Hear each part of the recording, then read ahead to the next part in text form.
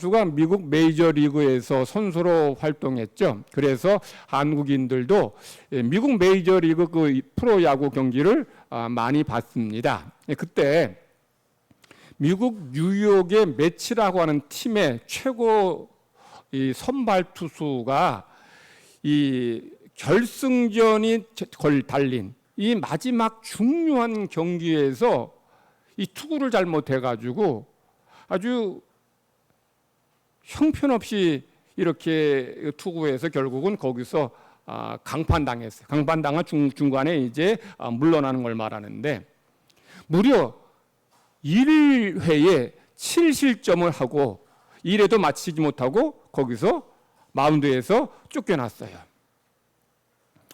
결승전 진출이 달린 이 중요한 이 경기에서 이 글래빈이라고 하는 최고 평상시엔 잘했는데 그날은 너무 못한 거예요.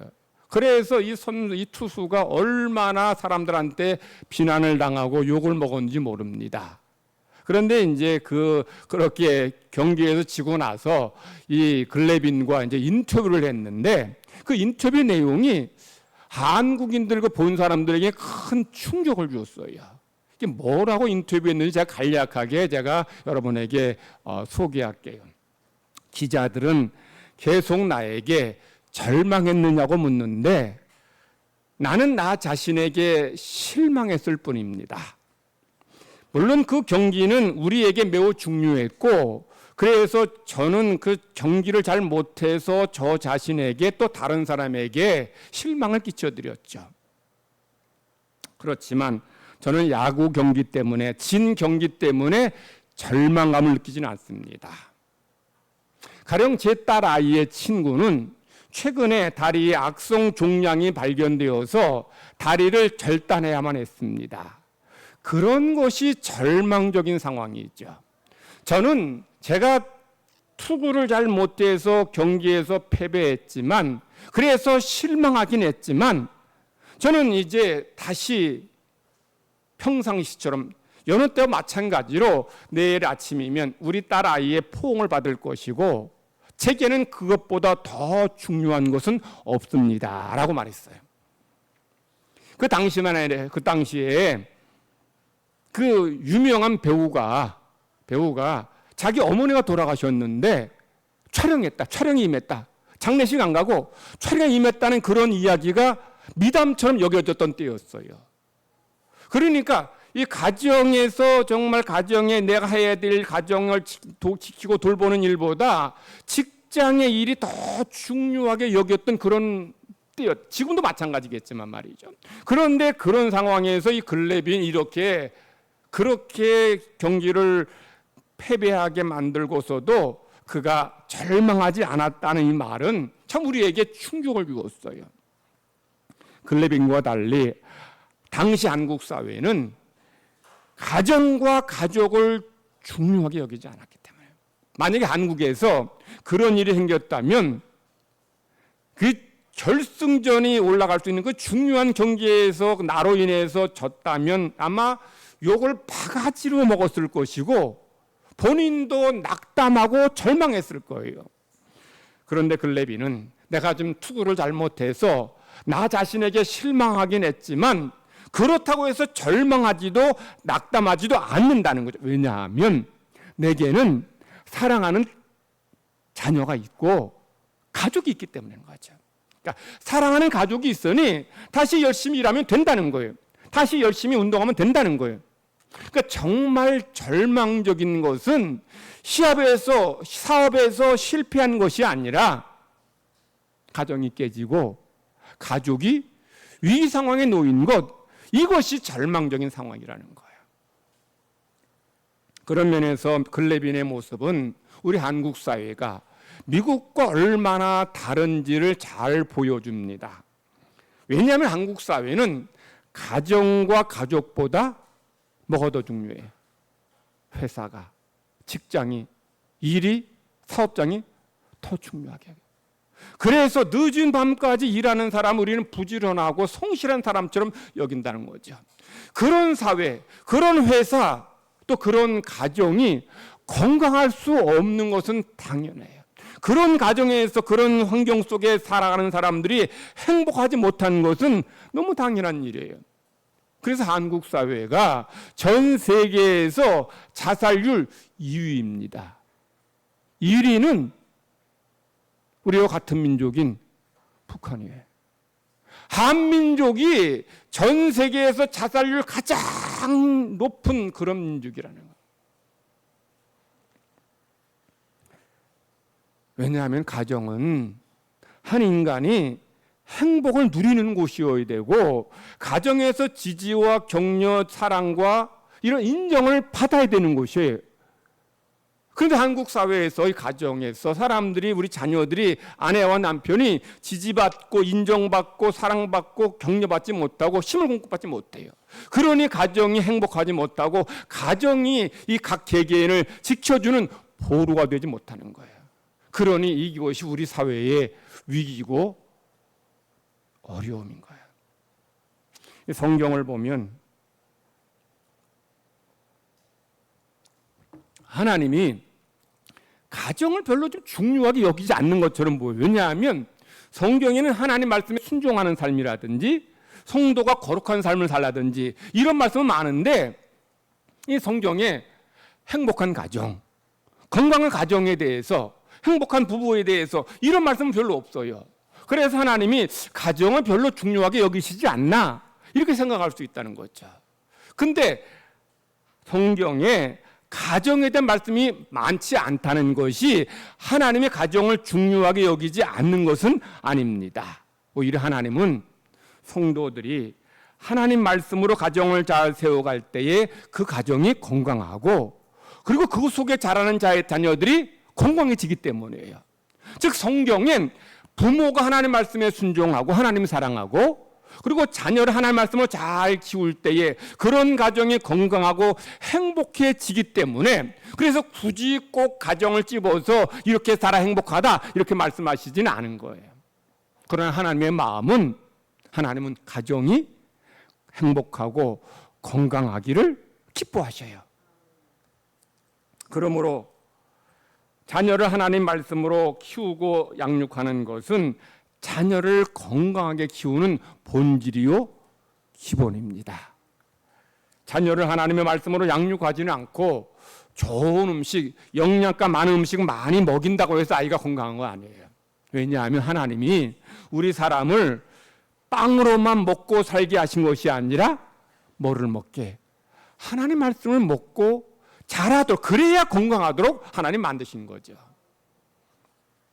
하나님께서 가정을 얼마나 중요하게 여기시는지를 오늘 구약의 말씀에서 우리 예준이가 아주 또박또박 잘 읽었는데 거기서 하나님이 가정을 얼마나 중요하게 여기시는지를 잘 말씀하고 있어요. 우리 함께 창세기 우리 1장 31절 말씀을 우리 한번 같이 읽어보십니다. 다 같이 저거 화면 보시면서 시작. 하나님이 그 지으신 모든 것을 보시니 보시기에 심히 좋았더라. 저녁이 되고 아침이 되니 이는 여섯째 날이니라. 하나님이 우주 만물 창조하실 때 해, 달, 별, 바다 뭐 다른 거 다 만드실 때에는 매일매일 뭐라고 하셨는가 하면 보시기에 좋았다. 보시기에 좋았다 그랬어요. 그런데 여섯째 날 남자와 여자를 만드시고 나서는 보시기에 어떻게 좋아요? 심히 좋았다. 그러니까 여섯째 날에 하나님께서 창조를 다 마치신 다음에 보시기에 너무 좋았다, 더 좋았다라고 말씀하신 것은 이 창조가 아름답게 잘 완성되었기 때문에 그렇게 말씀하신 것으로 해석할 수도 있어요. 근데 하나님이 여섯째 날에 창조하시고 다 창조하신 다음에 보시기에 좋았다라고 말씀하신 것은 하나님께서 남자와 여자를 만드셨기 때문에 하나님은 여섯째 날에 남자 여자를 만드셨어요. 하나님은 사람이 살 수 있도록 아주 완벽한 우주 만물, 아름다운 자연, 에덴 동산을 만드시고 그리고 남자와 여자 그곳에 살도록 만드셨어요. 그러니까 온 우주 만물을 만드신 다음에 창조의 꽃, 창조의 완성인 남자와 여자를 만드시고 여기서 잘 살아라 하시고서 뭐라 그래요? 보시기에 심히 좋았다는 거예요. 그러니까 하나님께서 6째 날에 보시기에 심히 좋았다는 것은 창조가 잘 되어서이기도 하지만 더 중요한 것은 아담과 하와를 만드셨기 때문이에요. 아담과 하와를 만드셨다는 것은 뭐예요? 가정을 만드셨다는 얘기고 가족을 만드셨다는 거예요. 그러니까 하나님은 아담과 하와가 이 부부가 이 아름다운 자연 에덴 동산에서 행복하게 사는 거 보시니까 너무 보시기에 좋은 거예요. 그래서 하나님께서 내가 너무 마음이 기쁘다. 그래서 보시기에 힘이 좋았다고 말씀해요. 그러니까 하나님께서 가정을 중요하게 여기지 않는 게 아니에요. 하나님은 이 부부가 부모 자녀가 서로 사랑하며 이렇게 잘 살아가는 것을 보실 때 너무 기뻐하시고 좋아하신다는 거죠. 복음서에는 하나님이 예수님에게 이는 내 사랑하는 아들이라 이렇게 말씀을 하셔요. 이 본문의 특히 오늘 본문 말씀은 예수님의 어린 시절에 대한 말씀인데 누가는 예수님이 어릴 때 육체가 몸이 건강했고 지혜가 충만했고 그리고 하나님의 은혜가 예수님의 위에 있었다라고 말씀해요. 이 말은 무슨 뜻인가 하면 예수님은 하나님의 은혜를 받아서 몸이 건강했다는 거죠. 여러분 밥 잘 먹는다고 건강한 게 아니고 하나님의 은혜를 받으면 건강해져요. 그 다음에 또 예수님은 지혜가 많았다는, 지혜가 충만했다는 거예요. 이것은 예수님이 하나님을 경외하는 삶을 살았기 때문이에요. 우리 전 잠언 기자 이 솔로몬이 지혜왕 솔로몬이 뭐라고 말씀했는가 하면 하나님을 경외하는 것이 뭐다? 지혜의 근본이다 말씀하셨죠. 그처럼 예수님이 어릴 때부터 지혜로웠던 이유는 뭐냐면 어릴 때부터 하나님을 경외하는 삶을 살았기 때문이에요. 또 예수님은 하나님의 은혜를 많이 받았는데 은혜를 많이 받았다. 하나님의 은혜가 예수님에게 임했다는 것은 예수님이 하나님의 사랑을 많이 받았다는 거죠. 즉 예수님은 하나님의 사랑을 많이 받아서 이 땅에서 하나님을 기쁘시게 하는 삶을 살았다는 거야. 하나님은 예수님을 사랑하셨고 예수님에게 은혜를 베풀어 주셨어요. 그래서 이 예수님은 이 다른 아이들과 달리 범상치 않았다는 그런 말씀을 하는 게 아닙니다. 성경에서 예수님이 하나님의 은혜로 몸이 건강하고 지혜가 충만하고 그리고 하나님의 은혜가 임했다는 것은 예수님이 다른 아이들과 근본적으로 다르고 특별했다 이런 얘기하는 게 아니에요. 예수님은 우리처럼 똑같이 태어나셨고 똑같이 자라셨어요. 그런데 어릴 때부터 하나님을 사랑하고 하나님을 경외하고 하나님 말씀대로 순종하는 삶을 살았다는 거죠. 그래 하나님께서 예수님에게 은혜 베풀어 주셔서 몸도 건강하고 지혜도 충만하고 은혜가 넘치는 삶을 살았다는 거예요. 예수님이 하나님의 은혜와 사랑을 많이 받았다는 것은 하나님과 예수님과의 사랑의 관계를 잘 보여주고 있어요. 예수님은 하나님의 아들이시지만 하나님의 말씀에 순종해서 이 세상에 오셨어요. 그리고 어릴 때부터 하나님 말씀대로 사셨고 하나님을 사랑했어요. 그러니까 예수님과 하나님, 그러니까 아들 예수님은 아버지 하나님을 기쁘시게 하는 삶을 살았어요. 하나님께 순종하는 삶, 하나님을 예배하는 삶을 살았고, 그래 하나님은 그런 예수님이 너무 기쁘니까 예수님에게 은혜를 내리어 주신 거예요. 그래서 몸도 지혜도 또 영혼도 믿음도 자라가게 된 거예요. 이 성경을 보면 복음서에 보면 이 하나님이 예수님에게 이는 내 사랑하는 아들이다라는 말씀을 자주 하셔요. 오늘 우리에게 주신 신약의 말씀에서 우리 이 은혜가 잘 읽었죠. 아주 또박또박 잘 읽었는데 거기서 예수님께서 어떤 말씀인가 하면 예수님이 요단강에서 세례 받으실 때 하늘에서 하나님께서 예수님이 이렇게 말씀하십니다. 너는 내 사랑하는 아들이다. 내가 너를 기뻐한다 라고 말씀하셔요. 예수님이 세례 받으실 때만이 아니고 예수님이 변화산에서 기도하실 때 하나님께서 예수님과 또 제자들에게 이런 말씀하십니다. 우리 마태복음 17장 5절 한번 같이 읽겠습니다. 17장 5절 다 같이 시작. 말할 때에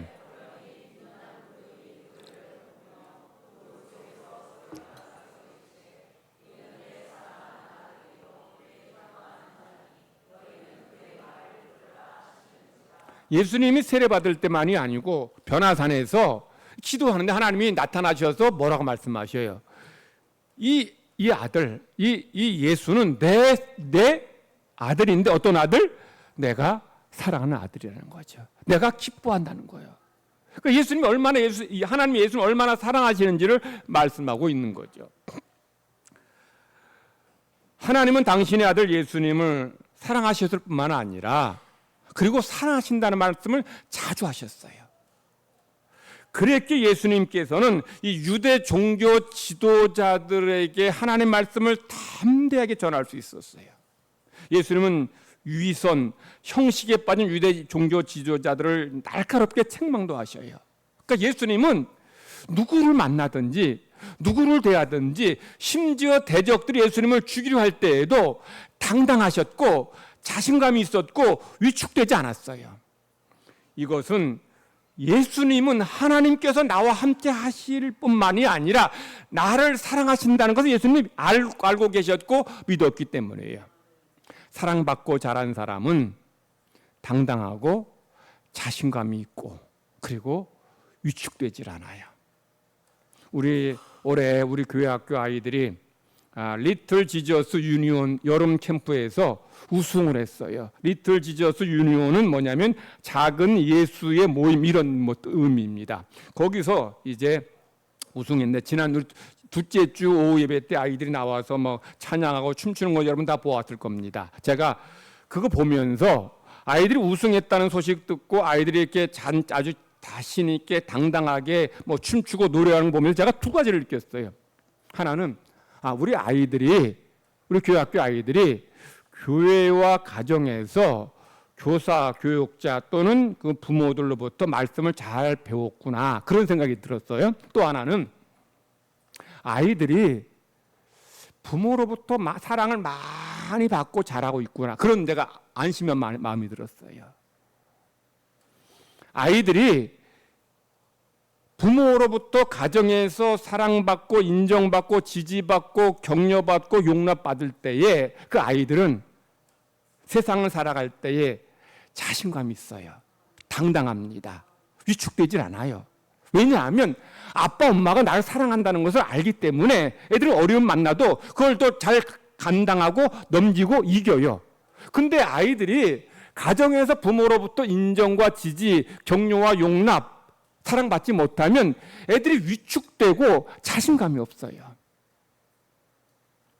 우리 심리학에 귀인이라는 용어, 귀인은 귀한 사람 이런 뜻이 아니고 심리학 용어인데 심리학자인 프리츠 하이더 박사가 처음으로 만든 말이에요. 귀인이 뭐냐? 우리 주변에 어떤 일 만났을 때 또 내게 어떤 사건을 당했을 때 그 일의 원인을 찾는 것을 귀인이라 그래요. 자, 어떤 일이 생기면 여러분 어떻게 생각해요? 왜 그럴까? 이런 생각을 합니다. 자, 여러분들 어떤 사람이 나한테 어떤 말을 했어? 좀 안 좋은 말을 했으면 그냥 가만히 있습니까? 저 사람이 왜 내게 이런 말을 했을까? 왜 내게 이런 불행한 일이 생겼을까? 이렇게 생각하면서 원인을 찾는 것을 귀인이라고 귀인. 원인을 찾는 거죠. 자, 그러면 우리가 이 귀인에는 내부 귀인이 있고 외부 귀인이 있어요. 외부 귀인. 자, 내부 귀인, 외부 귀인이 뭐냐? 문제 또는 어떤 사건의 원인이 나 아닌 바깥에 있으면 외부 귀인.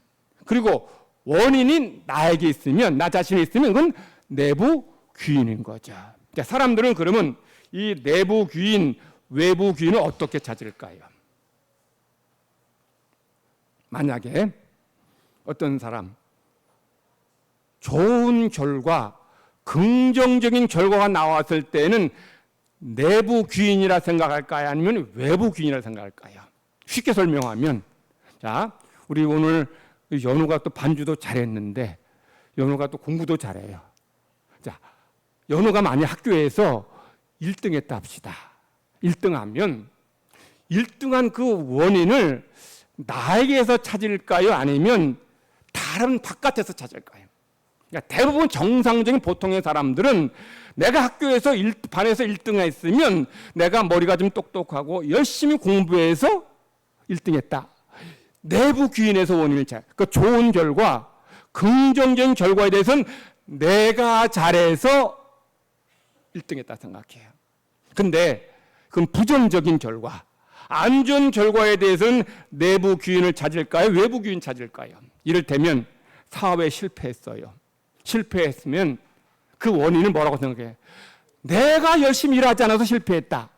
이렇게 생각해요? 아니면 경기가 너무 안 좋아서 실패했고, 이 경쟁업체가 그냥 막대한 그냥 그 물량, 돈으로 그냥 소비자에게 선물 공세를 퍼부어서 내 사업이 어려움 겪고 실패했다. 이렇게 생각합니까? 안 좋은 일은 다 뭐로 돌려요? 외부 기운으로 돌려요. 그러니까 사람들은 좋은 일, 긍정적인 건 내 능력, 내 덕. 안 좋은 거, 나쁜 거는 부모 탓, 남 탓, 하나님 탓합니다. 이게 정상적이고 건강한 거예요. 여러분, 뭐 어떤 분은 꼭 그런 분 계셔요. 1등 했으면 선생님이 잘 가르쳐 주셨어. 뭐 부모님이 잘 뒷받침해 주셨어. 그렇게 말은 할 수 있어요. 근데 속으로는 그래도 내가 좀 잘났지. 내가 좀 훌륭해. 이거 여러분 교만한 거 아니에요. 이게 이 건강한 거 이게. 근데 우울증에 걸리면 어떤 일이 나타나는가 하면 모든 잘못된 것의 원인을 나에게 돌려요. 내가 잘못한 게 아니에요. 내가 잘못한 게 아닌데도 나 때문에 이런 일이 생겼다고 생각하는 거예요. 이게 우울증의 아주 큰 문제고 병폐인 거예요. 그러니까 우울증에 걸리면 이 정신적으로 건강하지 못한 거예요. 만약 학교에서 어떤 아이들이 힘세고 좀 못된 녀석들이 약한 아이를 때렸어요. 왕따 시키고 돈 뺏었습니다. 그러면 누가 잘못한 거예요? 누가 잘못했어요? 나쁜 녀석, 때린 녀석들이, 돈 뺀 녀석들이 잘못한 거죠. 그런데 우울증에 걸린 아이들, 어릴 때부터 사랑받고 자라지 못한 아이들은 내가 매맞을만 해서 매맞는다는 거예요. 내가 잘못해 애들 나를 왕따 시킨다 생각하는 거예요. 여러분, 가정이 왜 건강해야 하는가 하면 이 우울증은 건강하지 못한 환경에서 발생해요. 어릴 때 아이들이 인정받고 지지받고 용납받고 사랑받고 자라지 않으면 오히려 아이들이 어릴 때부터 용납받지 못하고 인정받지 못하고 사랑받지 못하면 아이들은 나는 사랑받을 만한 자격이 없다라고 생각해요. 그러니 안 좋은 일 생기면 다 누구 탓이에요? 내 탓하는 거예요. 이게 정말 무서운 병이고 심각한 문제인 거예요. 그래서 가정이 건강해야 되는 이유가 여기 있어요. 부부가 건강해야 되는 이유가 여기 있어요. 여러분, 부부가 건강하려면 어떻게 해야 돼요? 부부가 서로 사랑해야 되죠. 근데 그것만 가지고는 부족해요. 우리가 연약하기 때문에. 그래서 이 부부에게 가정의 삶에 하나님의 사랑을 받아야 되고 하나님 말씀이 있어야 돼. 이 말씀을 통해서 하나님 나를 사랑하신다. 하나님이 내게 응답해 주신다. 내게 은혜 주신다. 이런 말씀을 가지고 내가 정말 인정받고 사랑받는다는 것을 부모가 이걸 경험해야 돼요. 그래야 이 부모가 자녀를 잘 키울 수 있는 거예요. 부부가 건강하지 않은데 어떻게 자녀를 건강하게 키울 수 있어요? 부모가 하나님의 사랑을 체험하지 못하고 확신하지 못하는데 어떻게 자녀들에게 하나님 너 사랑한다 이렇게 말할 수 있겠냐는 거죠.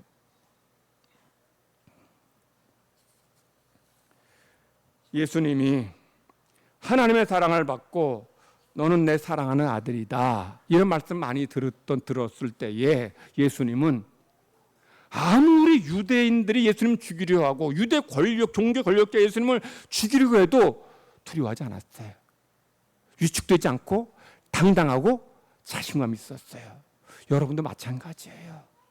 부부가 서로 사랑하고 하나님이 나를 사랑하신다. 이런 확신이 있고 말씀과 은혜가 있을 때에 그 가정이, 그 부부가 건강해지게 돼요. 그래야 그 자녀를 영적으로 정서적으로 건강하게 키울 수 있어요. 그래서 가정이 건강해야 자녀가 건강하다는 거예요. 그런데 우리 사회 가정보다 회사, 일, 사업을 더 중요하게 여기고 하나님 없이 살아가는데 그런 사회 병든 사회고 위험한 사회입니다. 위기에 위기. 요즘에는 일이나 회사보다 가정과 가족을 더 중요하게 여기는 사람들이 조금씩 생기긴 해요. 그런 것이 한국 사회 전반적으로 확산되어져야 돼요. 그래야 직장에서도 당당하게 열심히 잘 일할 수 있어요. 위기 만나도 위기를 넘길 수 있어요. 산호라면 위기 없는 인생, 위기 없는 가정 어디 있습니까? 그런데 서로 사랑하고 부모의 사랑받고 배우자의 사랑받고 하나님의 사랑받고 하나님의 말씀으로 힘을 얻을 때에 그 가정은 위기를 넘길 수 있고 그 삶의 자리에서 하나님의 영광을 드러낼 수 있다라는 거죠.